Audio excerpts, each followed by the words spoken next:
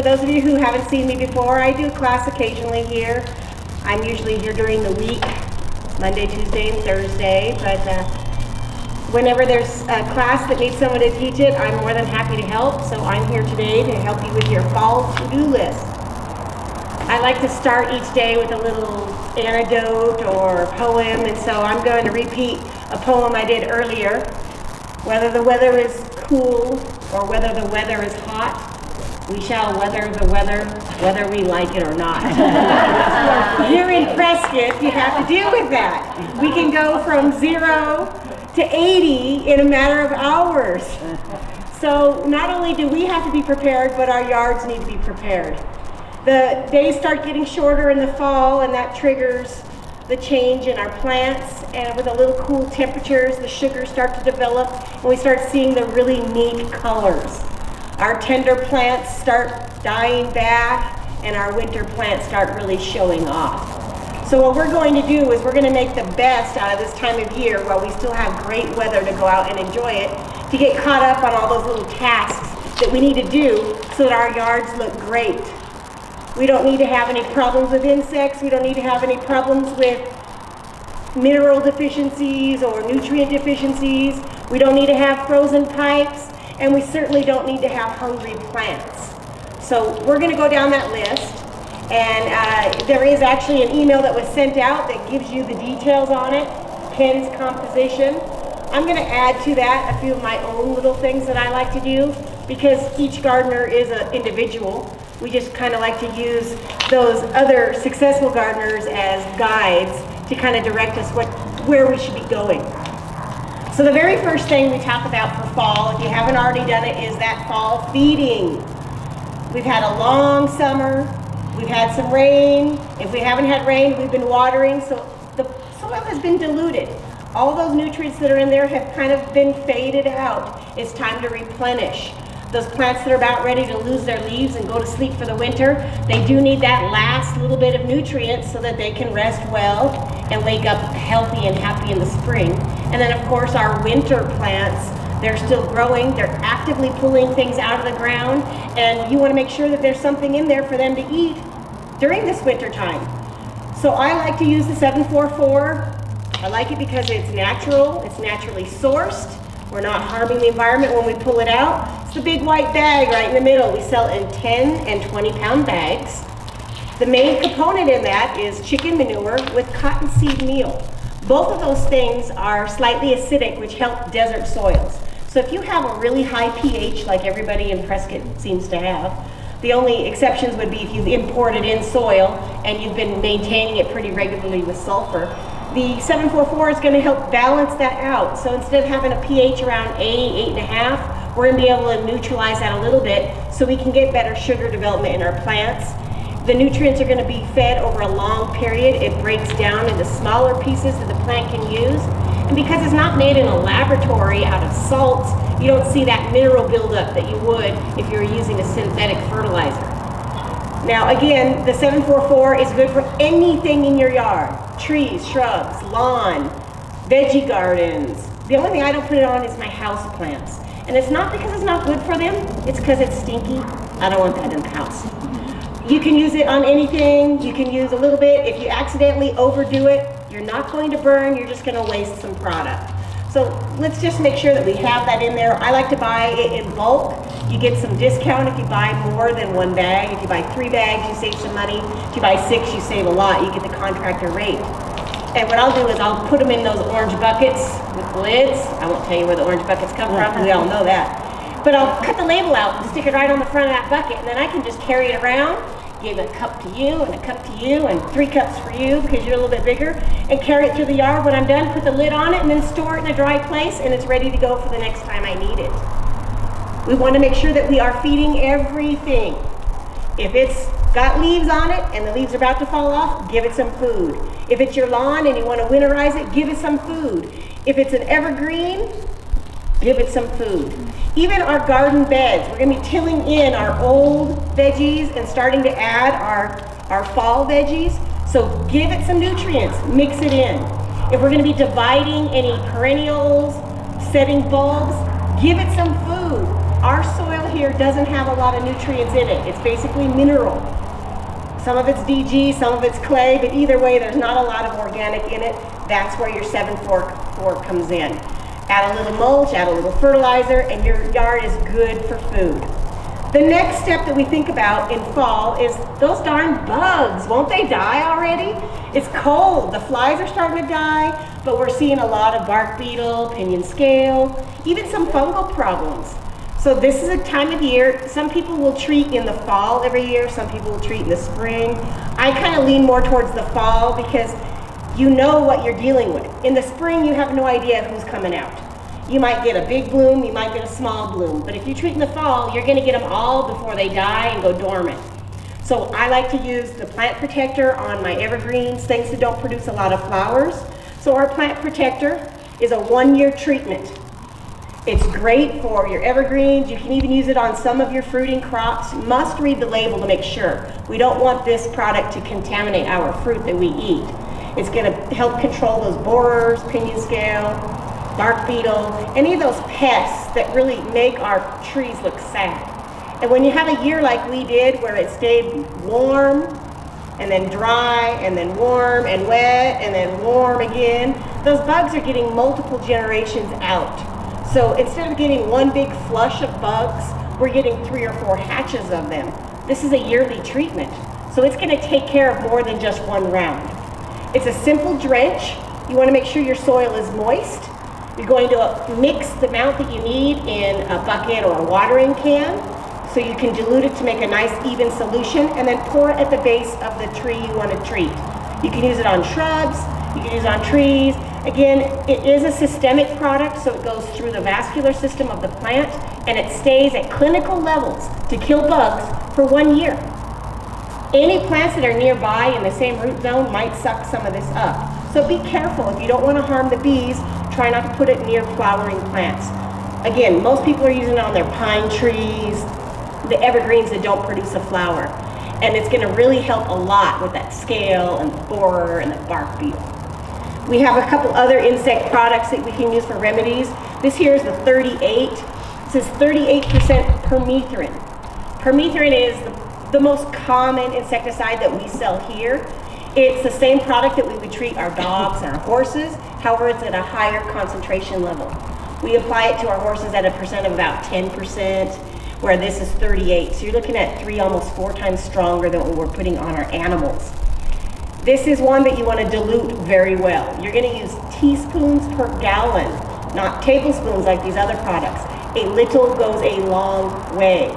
Something like this is the strongest you can buy without being an exterminator. It's great, a little goes a long way. Again, it's quite toxic and it'll kill anything from aphids, if you need something like that, all the way up to termites and scorpions and the real hard to kill centipedes, things that we really don't want to see. If you're a mild person, you don't want to use a lot of chemical, this is an all-seasons oil. This is a plant-grade mineral oil. And what it does is it is diluted with water and you spray it on anything. Don't spray during the middle of the day, do it early in the day or late. We don't want to burn the leaves with the oil. You wouldn't rub oil on your skin when you go out to the sun, so don't do it to your plants. And it's just going to smother everybody. They're not going to get the air that they need. Fungus needs air, bugs need air. All those little things that get into your plant and stress them out need air. All this does is just suffocates them. It's safe to use. It's any time of year you want to put it on. We call it all seasons oil. Some people will call it dormant oil. Dormant oil is a little deceiving because you think you have to apply it when the plant is dormant. This you can apply any time of year. Read the label instructions, dilute it, spray, you're safe. You're not going to hurt anybody. It's not one of those things where you need to wear masks and long sleeves and gloves. It's not going to hurt you. It's mineral oil. So we've talked about feeding. We've talked about bugs. We've kind of touched a little bit on fungus. When the temperatures get cooler, things don't dry out quite as fast as they would. And so we may still be watering our yards like we normally do in the summer months, and the plants aren't drying out and you're noticing fungal blooms. Some people have black spot on their roses or on their aspens. You might see a little powdery mildew on the photinia. Any of those fungal properties are going to bloom when the conditions are right. cool, moist temperatures tend to help that. So the dormant oil will control, or the all seasons oil will help control fungus, but we actually have some fungicides you can use. There's another product down in the store that's actually a triple action, and it combines the properties of fungicide with insecticide and miticide together, and it comes in like a neem mixed with pyrethrin. That's a great product if you want to get everybody all at once. Or you can use copper fungicide. Safe for organic gardening, not as stout as the Infuse would be, but safe to use on anything. And what it does is it just changes the surface of the plant so the fungus doesn't prosper and grow. It's not going to repopulate itself as well, so the population isn't taking over the plant. Yes, ma'am? That last one probably doesn't last as long as the other. Right. Anything that's an organic is going to break down faster. You're going to probably apply a little bit more than you would with a synthetic product, and you're going to have to apply it more often because of the organic property. But on the flip side, it's not going to be as contaminating to the product or to you or the environment around. Hummingbirds, bees, pets, children, spouses, whatever. We don't really want to poison everything. We just want to kill the target. So using a organic as opposed to a synthetic, you might have a little more work to do in the yard, but you are going to be a little bit safer when it comes to living in your garden. If you are one of those, I only want to treat it one time and I don't want to think about it, I'm not eating anything out there, Infuse. This is about the strongest fungicide that we sell here at Waters. It's got properties where the plant absorbs it into the leaf, so it fights it from the inside and from the surface. You mix it as a spray and apply it as a spray. The plant absorbs it and fights it from the inside and the out. So this is systemic as well as topical. This is topical only. They're going to help control the the fungus. Yes, ma'am. That one that's the systemic, is it going to get into the berries and kill the birds? I wouldn't put it on anything that's going to be eaten. Okay. Okay, so if you're treating roses and you like to use the roses in potpourri or throw them in salads or ice cubes for pretty fancy weddings or whatever, don't use a systemic. Use the copper or use the neem, any of those things, because they're going to break down faster. Neem is still toxic to birds and bees because it has that insecticide property as well, but it's not going to last as long. So in a week, it's not really very toxic, where this here is going to be about 3 weeks before it's not as harmful. However, there's some people who don't want to spend a lot of time in the garden. If you have a landscaper that comes out and helps you maintain the look of your yard, he might use something like this because he's only going to come out to your place once every month or two. He doesn't want to have to come back in a week to reapply. So he's going to use the big guns. If you're a person that enjoys your time in your yard, it's not a chore to you, it's therapeutic, then I would say go with the copper or the neem because you can enjoy your time in the garden. You're not going to absorb those toxins like you would on something like that, and you can actually be in the yard and feel like you're part of it. Where if you just want to look at it and it looks cool, go big guns. All right, so we've talked about bugs, we've talked about fungus, we've talked about food. Whenever we're feeding the yard and watering the yard, we get things we don't want. Those bugs we can kill, those fungus we can control. What about those darn weeds? How many of you like to go out there and pull weeds? I mean, I don't mind pulling a few here and there, but when you've got like 5 acres, the weeds are everywhere. We'll mow, we'll rake, we'll burn, but in the areas where we spend a lot of time, I actually like to use a pre-emergent. And that's where those granular, there's a yellow bag down here. Which side is it on? One of them says soil activator, one of them says pre-emergent. So the yellow with the red on it, that is your pre-emergent. Those are granules.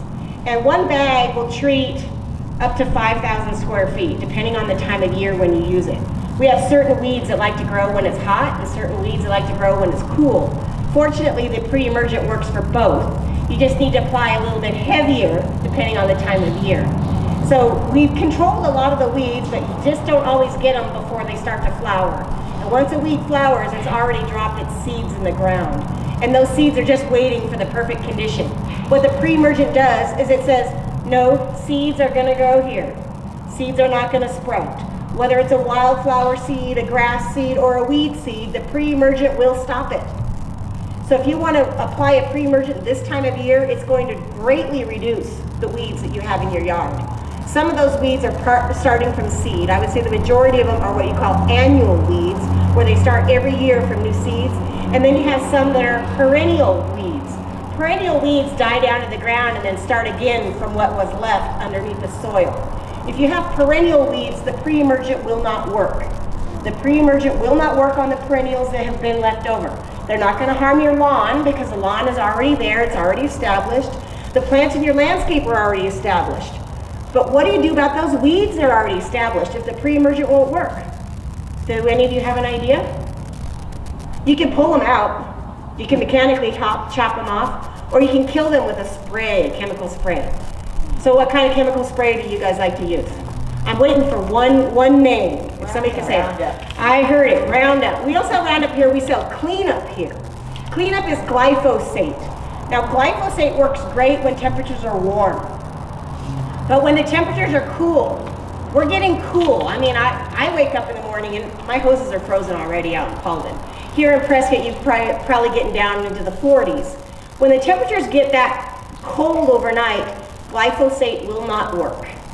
It's going to take a lot longer for it to do its job. So you need to shift gears, change arsenals to cool season weed killers.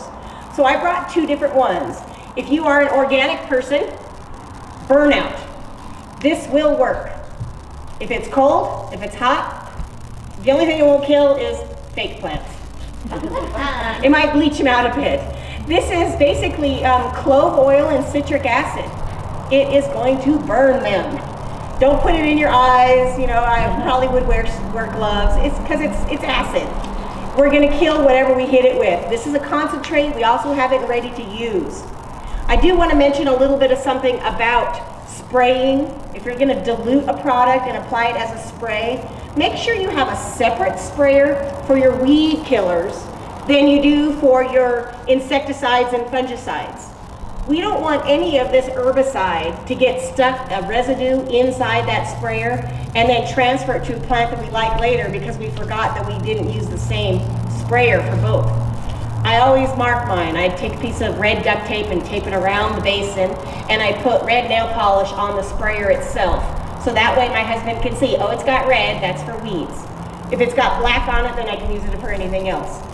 Make sure you make that. I mean, sprayers are not that expensive. You can get a sprayer that's going to last you for years, one for weeds, one for other things, and you don't have to worry about harming your happy plants.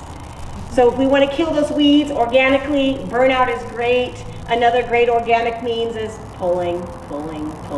We've got gloves down in the store. We've got little tools that you can use to do that. A screwdriver even works for getting in the crevices.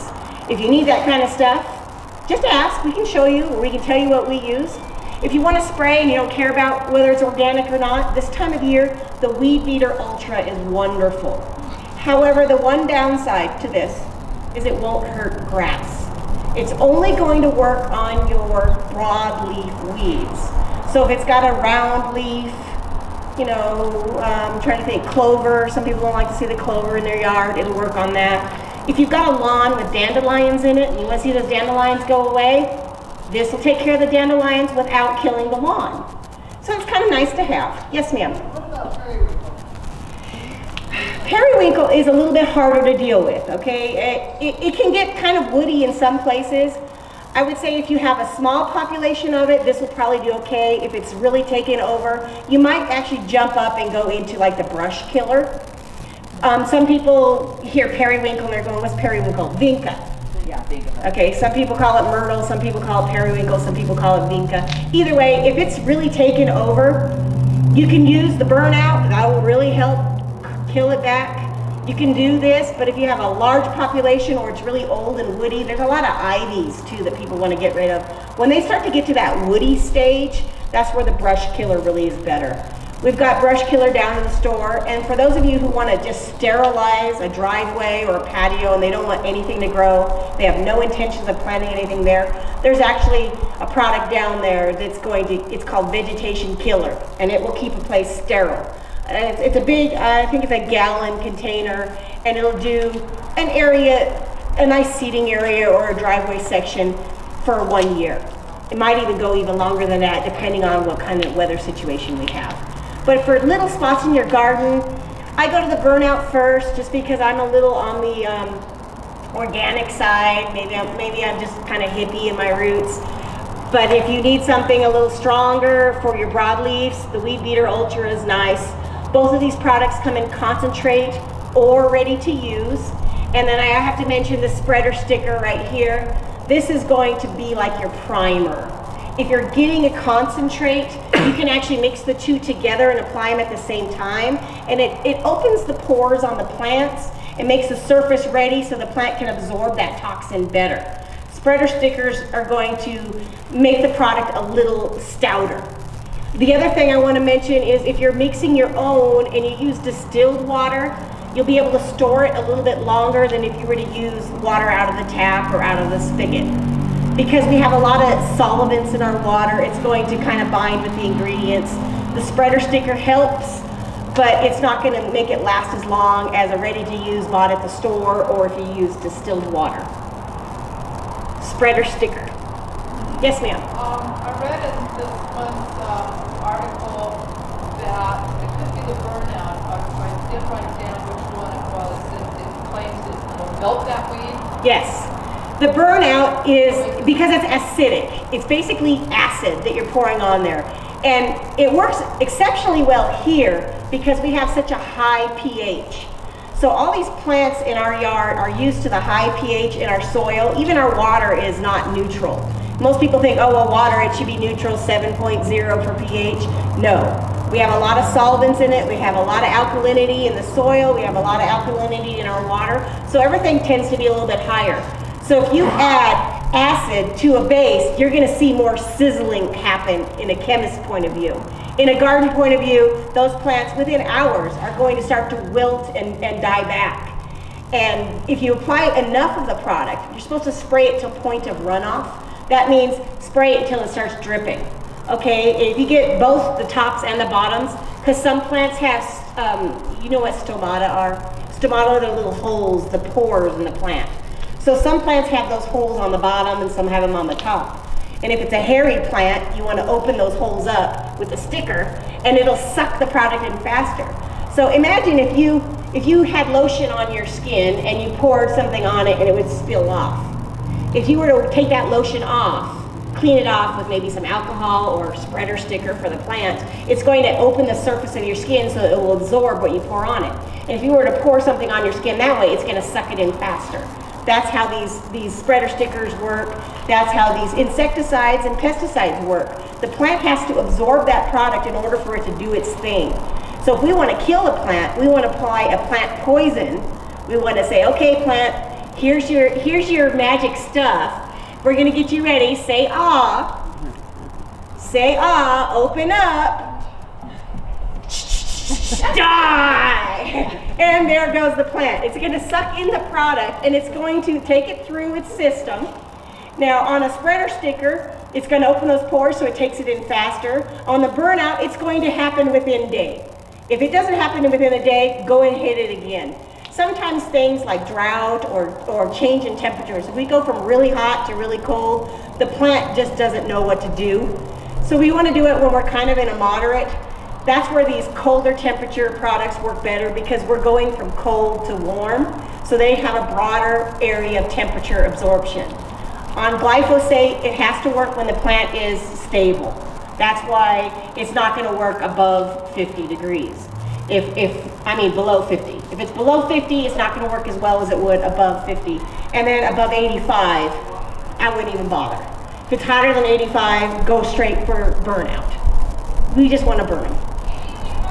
We bought a house where the former owners had torn out all the grass and put in decorative rocks. Okay. So now I've got all these weeds coming up through the rocks. Is there a product that works better on decorative gravel than others? Well, once you initially get rid of the stuff that's there, so I couldn't tell you whether you're dealing with annuals or perennials. Usually in that situation, you're dealing with annual seeds that have just popped up because they don't have, if they put a proper layer underneath that gravel, a weed barrier, then basically the seed fell and sprouted. It doesn't have a lot of root to it. So you could kill it with a spray real quick, and then to maintain that so more weeds don't blow in or get dropped in by birds, that's where your pre-emergent comes in. Pre-emergent works on seeds. Seeds will not sprout with a pre-emergent. You can use an organic pre-emergent like corn gluten, or you can buy the granular one. The granular goes a long ways. It's relatively inexpensive. It's like 20, 25 bucks, whatever. So you can do a whole yard. on the rock? You sprinkle it on the rocks, the little granules get into the nooks and crannies, and if there's any moisture, whether it rained or the soil has a little bit of moisture in it, that's going to kind of diffuse in, and it's just going to make the ground where the seeds don't want to sprout. Use it, I like to use it once in the fall to hit my cool season weeds. I'll hit it again in the spring in case any more cool season weeds have come, especially if we have a wet winter. And then I'll use it again once before the monsoon rains come to get those foxtails and those goat heads and all those warm season weeds. So I use it fall, early spring, and then again like May. Yes, ma'am. Can you spray it right away?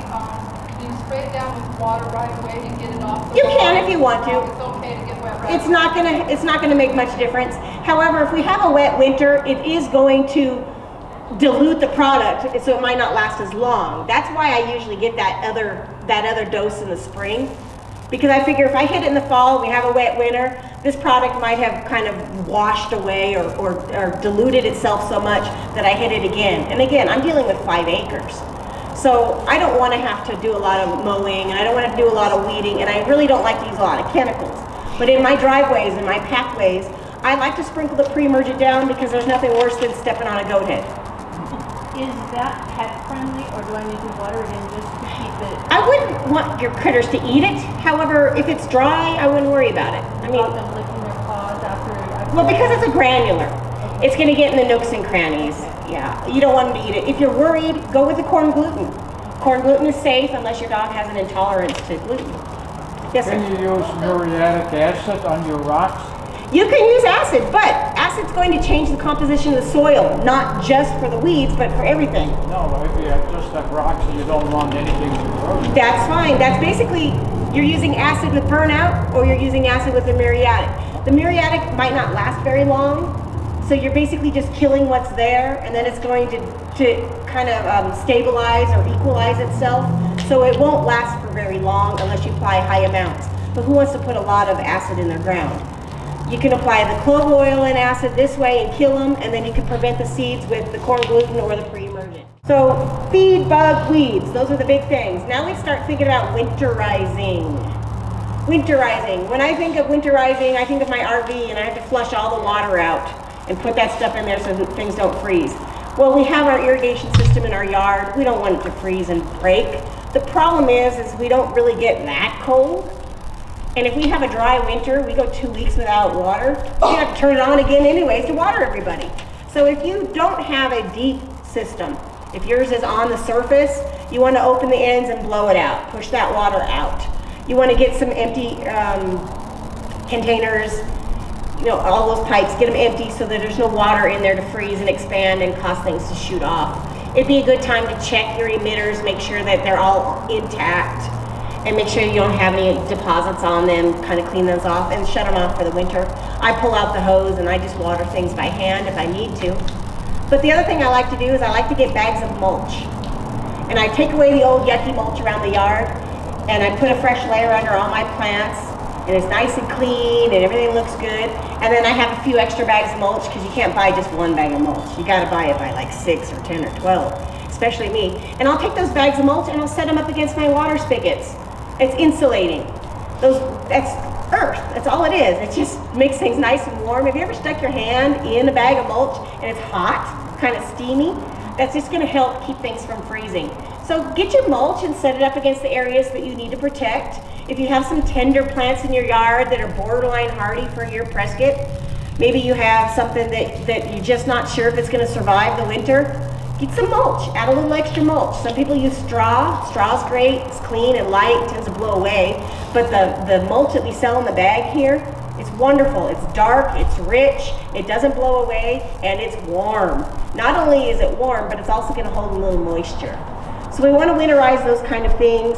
We wanna change the method of watering. How many of you water every day? Oh, good, finally, somebody. You can be coming to our classes, you know you're not supposed to water every day. How about every other day or every third day? If you've got new things in your yard, you're probably watering every few days.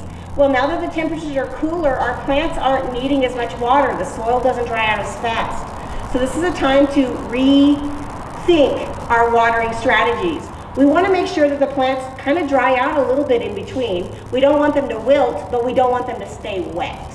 So if you have a moisture meter, go through and check your moisture levels, and don't just check in one spot.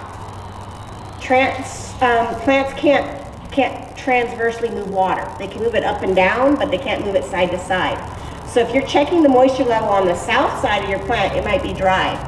But if you're checking it on the north side of the plant, it might still be moist. So don't water the north side of the plant, water it on the side where it needs it. And just reevaluate that. We get lazy with our automatic systems. We figure, oh, it's set, it's gonna do its own thing. Well, that's where your fungus problems happen and where your insect populations really burst, because you've got so much moisture, everybody's like, hey, this is great. Well, the plants are going, no, too much.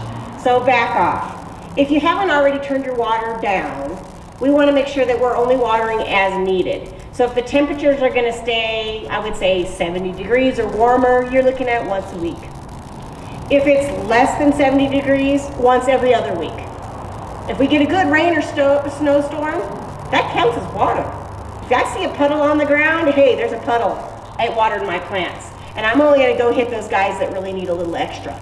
If you've got natives in your yard that you're watering, this is a good time of year to just stop watering them. They're going to adjust, they're gonna acclimate. Anything that was planted this year, I would check every week or two, make sure it's staying moist. But if it's been in the ground longer than that, and it looks happy and it's a native, I would say only during periods of drought. If we get warm again, go ahead and do it. If it gets windy, go ahead and do it. But this time of year, we're trying to back off. We shouldn't have any $200 or $300 water bills. We should never have those kind of water bills. And this time of year, not even that. Can you recommend a good water meter? We have a water meter down in the store. It's basically got a copper probe that you stick in the ground, and on the top it'll go, and on the far end like this, it'll have like 1, 2, 3, and it'll be red. And then it'll be 4, 5, 6, it'll be yellow, and then 7, 8, 9 will be green or blue.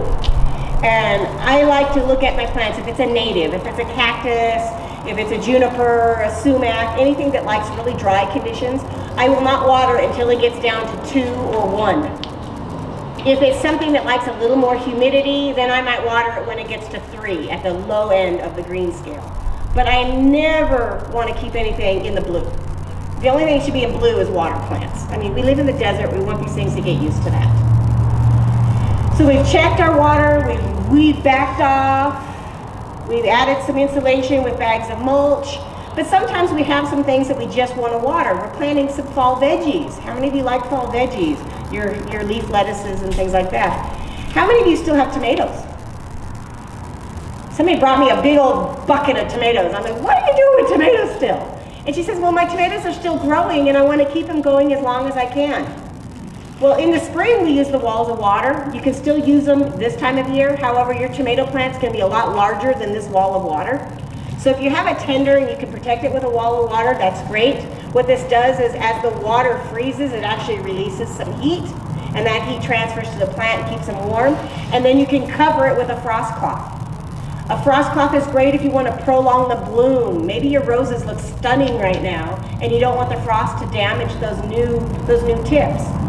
Build yourself a little frame around the roses and cover it with a frost cloth. That will give you about 6 to 8 degrees more protection. So if the damage is going to occur around 28 on most things, and we're expecting lows of 25, a frost cloth is going to get you in that safety zone, and you can enjoy your roses a little bit longer. I'm not worried about the rose itself dying, it's those pretty blooms. You know, we work all year to make those blooms happy and fat and fragrant and awesome. And just to have Mother Nature go, I think I'm gonna make it freeze tomorrow. And it's not just gonna freeze, it's gonna be a hard freeze.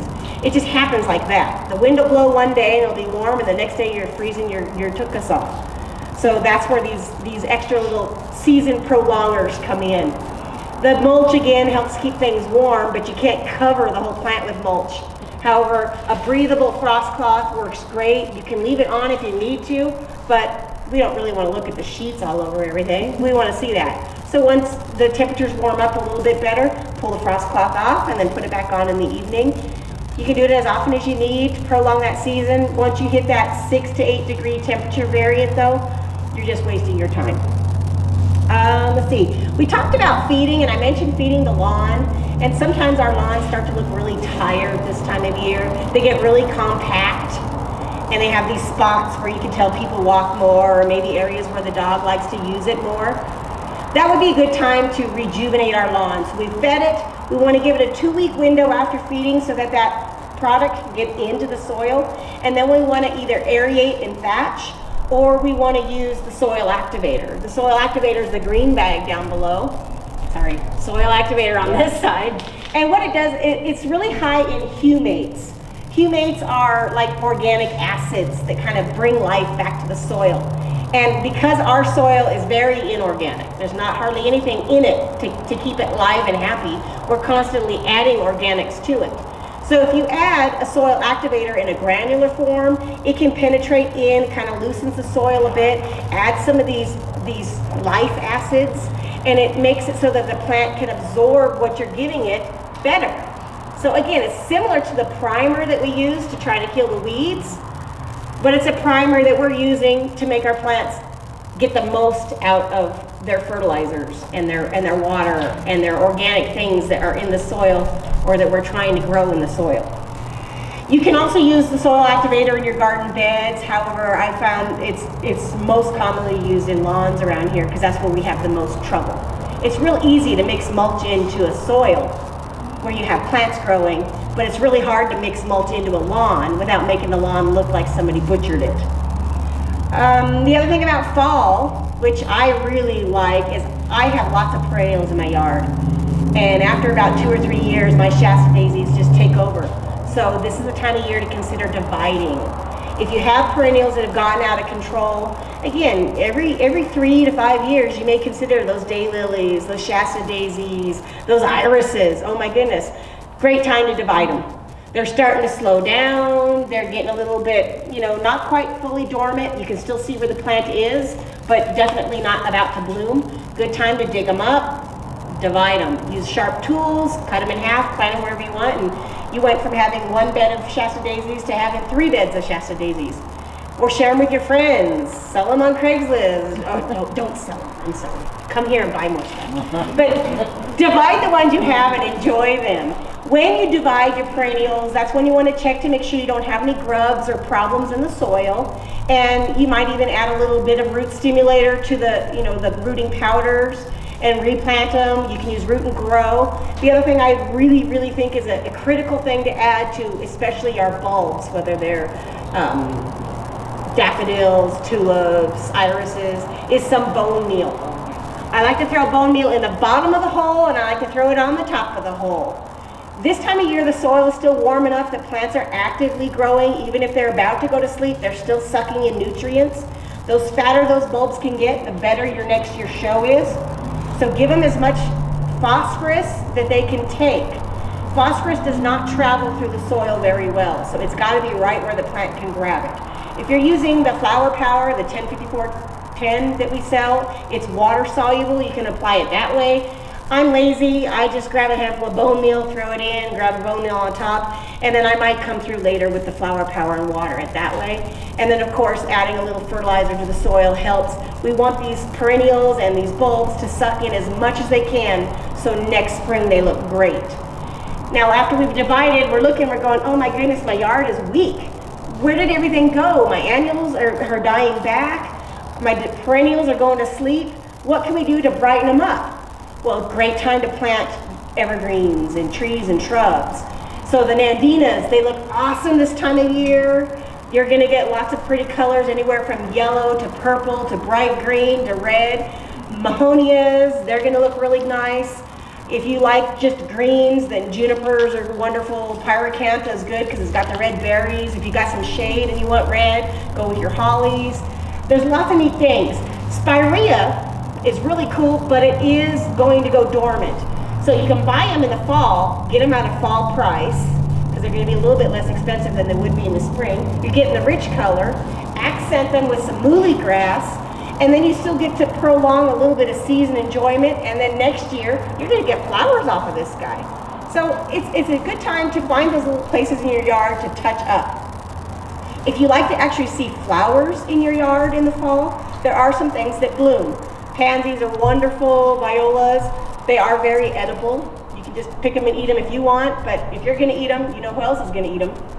Bunnies and javelina and whatnot. So when you plant these, if your intention is to not eat them, just to enjoy them, then get yourself some animal repellents and apply them at the same time. A little ring of granular repellent around the bed helps, or the foliar sprays will help. If your intent is to eat it, stay away from the foliar sprays, it's gonna taste bad. You can add alyssum for fragrance, you can add some of the ornamental cabbages, you can get some of the Dusty Miller. All these things we sell as annuals, but they last a long time. The pansies, I've seen them drop seeds and come back. I had pansies until June in the shady spots. I've got Dusty Miller from 3 years ago and Snapdragons from 3 years ago. You can throw in some mums now. You buy a little mum for $3, and next year that mum is gonna give you a nice big show. He'll be way bigger, way cooler, and you don't even really, you're like, oh, I forgot I planted that mum in there.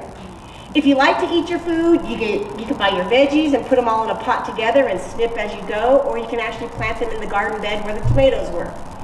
There's lots of things that you can add to bring up a little bit more life and enjoyment in our fall gardens.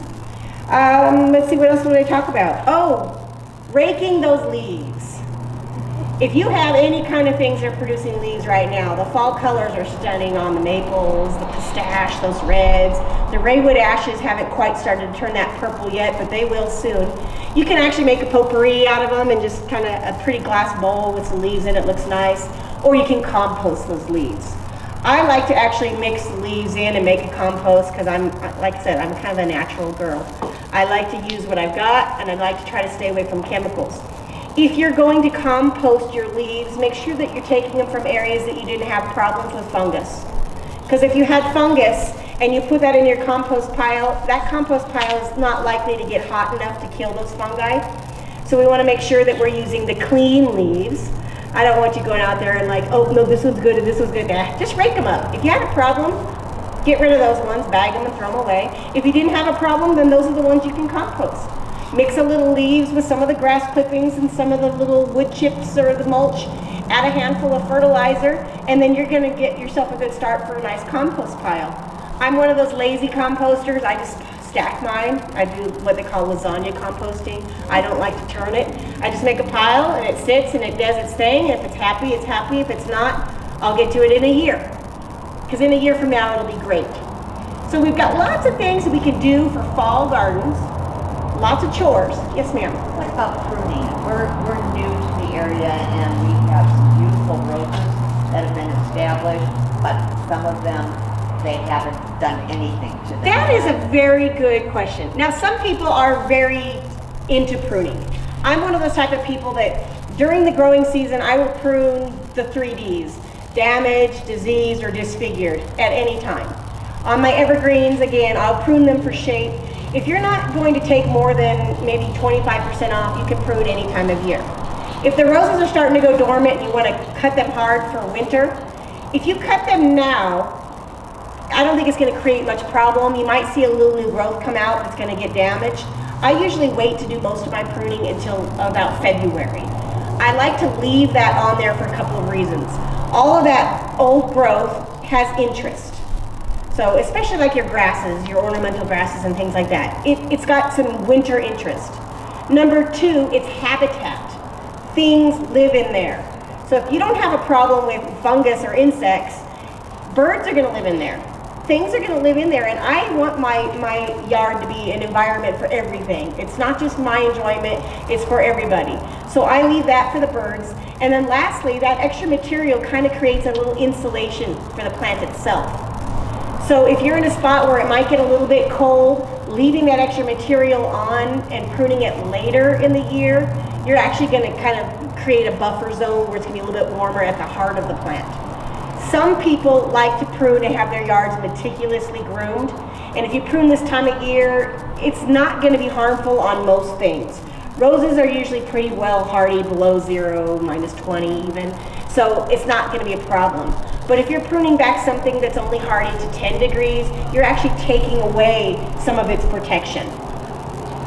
It's up to you. Yeah, we're not gonna be here in February, so. Absolutely one thing I would not prune in the fall. Let me rephrase that. It's not just one Okay. thing. Lilacs, forsythia, those early blooms. If you prune them now, you're cutting off your flowers. Yeah, yeah. So just wait until after they've done their thing, and then you can cut them back. Yeah, those are the only ones that I don't prune early. Everybody else I prune after winter has come, just before the bud break. I will actually go through and I'll prune everybody. I'll hit them with some mineral oil and clean away the stuff, give them a fresh thing of mulch and a little bit of fertilizer, and then the buds start popping out. Do you have clematis here? We do, You do, okay. yes. So would you prune your? The clematis is, well, if it's already starting to die back and it's Yeah. getting the, you just pull them away. Yeah, Yeah, because yeah. it looks scraggly. Right. But if it doesn't look bad, then you can leave it again. It's really up to you. I'm more of an environmentalist, so I like things to kind of just chill and hang out and everybody meshes fine and dandy. If you're bothering me, I'll go after you. But for the most part, you're good. If you're a very clean, formal gardener and you want to clean those things out, go ahead. Just watch some of those things. If they're not super hardy, you want to make sure that you're protecting them with something. So if they're only going to be hardy to 10 degrees, say you have a fig. If you have a fig tree, I would not prune the fig. Leave all that on there. Let it have as much insulation because you're going to get some damage to the outside. And if you cut all that outside off and you only have a little bit and you get frost damage on that, then you cut away some of your good plant. But if you leave a lot of it there and the damage occurs to the outer edge, you're going to trim that off anyways. So again, it's really a personal preference. Last thing about the garden for this time of year, it's still nice enough to get out there and enjoy it. Get yourself a good book or a cup of tea or someone that you can just enjoy. Everybody's got a chair. If you don't have a chair, throw out a towel and sit out there and enjoy. Get the sounds. Hear the wind going through the trees. See the leaves blowing by. Smell the air. You know, it's something about fall. It's just crisp enough that you almost need a jacket, but it's not so cold that you can't go out there and enjoy it. We have these yards not only to look good, but for our mental sanity. So go out there and feel it. Yes, ma'am. On grass, can you put the all-purpose cleaning, the all-purpose plant food and the corn for the weeds at the same time? You can. Okay. If you're going to be fertilizing, you want to make sure that you're making sure that gets in. And then the corn gluten is going to be applied with a water, so I would probably throw the fertilizer down first and then spray the corn gluten on top. The moisture in the corn gluten spray is going to leach that down, and it's going to kind of create a little area where the weed seeds on top. The problem with the corn gluten is because it's an organic, it breaks down faster. So you want to make sure that you're applying it regularly. It's not going to last as long as the granular would. Any other questions? Yes, ma'am. If you're watering once a week, how long should you have your system? Okay, that's funny. As long as you need to. Depending on the type of soil you have. If you have sandy soil, the water is going to drain a lot faster and go down. So if you have clay soil, it's going to sit at the surface and it's going to take a little bit longer. You're going to need a larger volume of water to get a soil that drains well, moist, than you would clay. So again, it depends on however much it takes to get the plant wet. And I think of it this way, 1, 2, 3. 1 inch deep on the water for little bedding plants, 2 inches for shrubs, 3 inches for trees. 1, 2, 3. So if you can get 3 inches deep all the way around the drip line of your tree, you're getting enough water to keep that tree going. If you can get 2 inches deep all the way around the drip line of your shrub, it's going to be enough to keep him going. And 1 inch deep for your bedding plants. Does that make sense? So who you're going to have to water more often? Betty. The 1 inch, right? Because that top inch is going to dry out a lot faster than anything else. So let's just think 1, 2, 3. 1 inch for beddings, 2 inches for shrubs, and 3 inches for the deep guys. And you want to make sure that you're doing the entire root zone. So this particular plant here, if he was in the ground, his roots are going to expand out as far as his drip line, maybe even farther. But because he's in a container, his roots have been cut off. He can't go any deeper. So remember, your new plants are not going to be quite as tough as your established ones. Let me make sure I covered everybody. I mentioned the mums and the fall color. I mentioned the leaves for composting, prolonging season. I think I covered all the bases that I wanted to mention. Yes, ma'am. Could you talk a little bit about the kinds of pots to use around here? You know, like ceramic? Yes. Well, we can get cold temperatures. So if you have a non-glazed clay pot, those terracotta clays, they absorb moisture and they actually hold it in the pot itself. If we get a hard freeze, those can crack.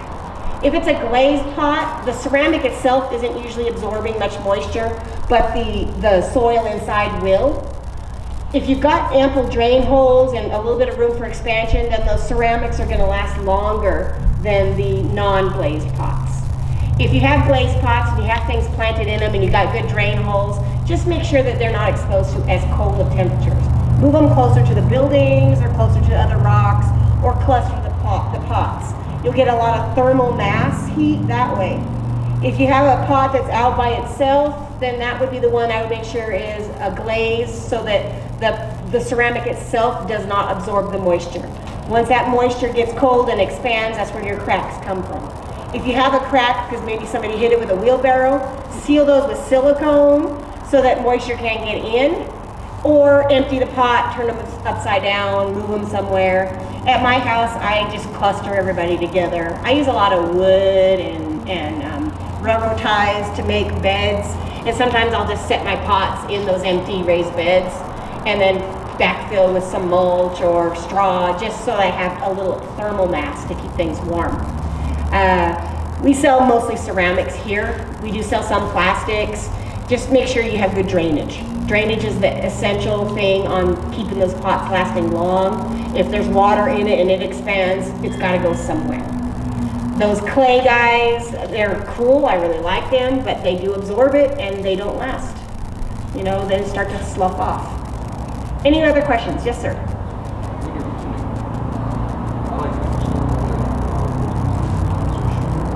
I couldn't hear you. Something about...